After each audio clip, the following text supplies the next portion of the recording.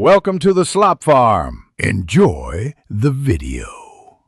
You start by making sure your LG Smart TV is ready and your YouTube TV account is active. You'll check WebOS version and open the LG Content Store to see available apps. Once done, sign into your Google account on a phone or computer so credentials are handy. This speeds pairing. Make sure the TV is on the same Wi-Fi network as your phone. These steps eliminate common login or compatibility delays before installing the app. Next, install YouTube TV from the LG Content Store and launch the app immediately. When prompted, choose Sign In and you'll see an on-screen code or a QR option. This pairs your TV to your Google account.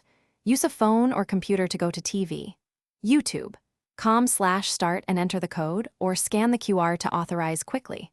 After authorization, the app syncs your library and subscriptions. If asked, accept permissions, so guide data and finally, personalize settings.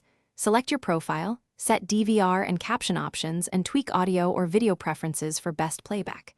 Make sure recordings are listed and that your home area is correct for local channels. If the app won't load or sign in, restart the TV and router, then reinstall the app. This fixes most cache or install errors.